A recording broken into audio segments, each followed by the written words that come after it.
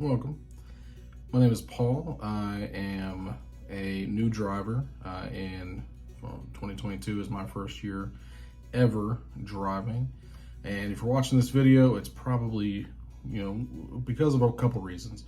One, you might be wanting to start driving a truck, and you're kind of filling out, see what the process is like, how to do it, what's involved to get into the industry, or you already have your eyes set on a certain school, certain program.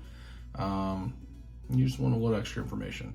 Either way, I'm just gonna start a hopefully weekly vlog series where I go over what I'm doing my first year out in the road, and then past that, who knows, what I did to get where I am now, which I am now in my second week of on the road training with a trainer. I have to reach 15,000 miles with this trainer for me to get my own truck. Before that, I had to do a lot more. So we can kind of go into that and hear what I had to do. So a little bit about my background. I was, for the longest time, I had a Monday through Friday, 8 a.m. to 5 p.m. desk job. The most boring job you can imagine. That's what I did. I didn't even imagine that I would be driving a truck at this later part of 2022, but here I am. I decided to look at all my options, figure out what I needed to do to get my CDL so I could move forward. And before I did that, I really looked at a lot of different places that, offered a CDL school, because I had never driven a truck before, never. There's a lot of places I looked at, a lot of places you had to pay for, a lot of places offer free schooling, and a lot of places offer paid schooling. Well, my situation, I was looking for a paid CDL school, one where you essentially become the employee of that company, and throughout your first year, you will kind of work off that schooling cost. That's just what worked best for me. A lot of people don't like to do that. They like to just pay outright if they're going to go to a trucking school, get it all out of the way. That's best for somebody that has money saved up. Me and my wife, we were just looking at the best option for us, and the paid training was it. So I looked at a lot of companies. The main company, I don't know if obviously you can tell, that I decided to go with was Millis Transfer. They actually have a terminal really pretty close to my house, and I figured, hey, let me look into them. I'd already looked at the big companies, Swift, CR England, CRST, you name it. I looked into it, but Millis they fit all the parameters of what we were looking for. Really the hiring process, or the process to get started with school, was I just fill out an application, provide all my work history. That was pretty simple, pretty straightforward. After that, and they accepted me, I ended up having to get a DOT physical. Once again, pretty straightforward. Went to my doctor, told them what I was doing. They're on board, they know the deal. And then they said I had to get my CDL permit. That was a little bit harder. Luckily, whenever I was accepted into the Millis Transfer School, they gave me some good resources on how to study for my exam at the DMV. All states are different, but my state, I had to do 3 tests. I had 3 written tests. One was my general knowledge of a tractor. Second was air brakes, and the third was combination vehicle test. Once I got those, I got my permit. So I had my physical permit, and next thing I just needed to wait for school. So for school, they laid it out where it is a month-long process. It really takes about 3.5 weeks to get through. I got to school. I didn't know what to expect, but I went to the school in Eden, North Carolina. They have a few others. Let's see, I wrote these down. They have a school in Ohio, Georgia, Wisconsin, Texas, Pennsylvania. and of course North Carolina, but I didn't know what to expect. I was nervous. That's an understatement, but I was ready for it. Get to school. Before then, we did some training. Since it is after February 7th, 2022, we did have to do our entry-level driver's training, the ELDT. That was, it's a tedious process, but it is worth it. You get a lot of good information from doing that training. The school, they require that, and well, the government now, pretty much every DMV requires that you have that before you can even get your CDL, your full CDL. So that was nice to be able to get that done.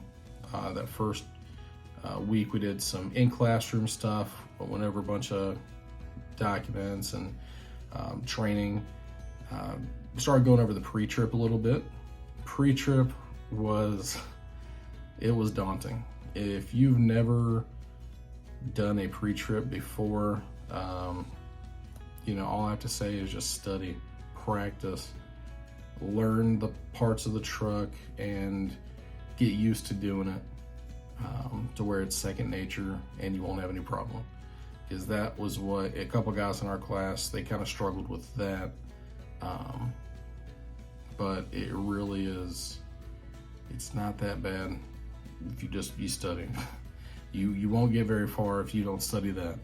Because as soon as you go to get your CDL, that's the first thing they're going to ask you to do. There's a lot of parts to it.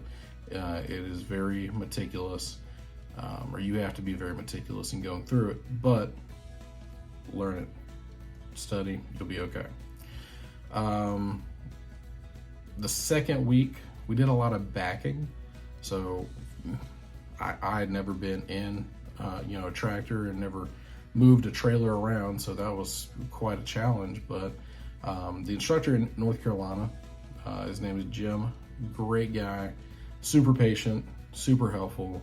He really helped us, kind of figure out what we had to do, because it's all about putting pieces together. You learn, if I do this, that trailer is going to go there. If I do this, that trailer will not fit there. It's going to have to go another way. So the second week backing. Third week was all on the road. And by the way, every morning, somebody did a pre-trip just to help practice. It really was a good chance to kind of brush up on anything you were not sure about, because you got a chance to do it with other students there, and the instructor, I don't want to say breathing down your neck, but really helping you know what you got wrong so you can work on it. Third week is out on the road, nothing but driving. Everybody takes turns. You really get a feel for what will happen, on the road, and when you're in control of such a big vehicle and a trailer, what you have to do to keep it under control. So that was actually a really big help. The school, and then that fourth week, that's wherever, if you did good and they let you go through to that fourth week, then you're on your way to become a truck driver. So that fourth week, more paperwork, going over a few things. They try to find you a trainer, because you will have to go with a trainer to complete 15,000 miles. You'll be driving those 15,000 miles, and the trainer will be there to help you kind of get you into a rhythm and help you understand the full role of driving a truck. I'm in my second week now. I have, I think, a little less than 12,000 to go. It's been eye-opening. The last 8 days. Right now I'm stuck in a hotel because my trainer, we don't live near each other, so he's doing home time. He got lucky enough to get me as a student right as he was getting ready to schedule home time. So of course, there's no fuss. I wanted to be on the road. I'm here at a hotel. We actually head back out in a couple days, so that'll be awesome. We get back out. I did have to do my CDL test last week. We got real lucky and was able to get in pretty soon. I did pass, so as soon as we can get back to my home state, I'm rushing there to get my full CDL. But yeah, trainee situation, that was what I was most scared about. But my trainer, he's been awesome. If you're worried about that and worried about not being home for an extended period of time, I mean, you're driving a truck. You kind of have to get used to not being home, and I miss my wife and child dearly, but I know that I have a goal to accomplish, and that's to get the 15,000 miles done so I can get my truck. And when I'm driving, my mind just kind of, it goes into work mode, and I'm trying to apply everything I've learned, get my backs correct, back in every dock, efficiently. I was gonna say quickly, but you really just take your time, efficiently. Learn how you have to do everything with your dispatch, how you communicate. Those are pretty important steps that you have to get down before they'll let you go out on your own. So just, if you're thinking about doing it, and you get that far to where you're with a trainer, take your time. Take your time and soak it all up. Become a sponge. There is so much knowledge and wealth to be learned from other drivers, both past and present. Just soak it all up. That's all I can say. But I love it so far. The company's awesome. Everybody treats each other with respect. It's a fairly large company, but everybody gets along, for the most part, and they really do kind of look out for one another. And that's not something that I was really expecting, but I do like the fact that it is a family-oriented company, and they're doing a great job so far to me. So yeah, and if you're thinking about becoming a truck driver in 2022, just, I'll be putting out hopefully weekly videos whenever I get a chance. We are driving a lot, so whenever we get a chance to stop, I can update you guys, let you know what's going on. But yeah, it was the best decision I ever made. I can say that confidently. So, see you guys next time. For now, take it easy.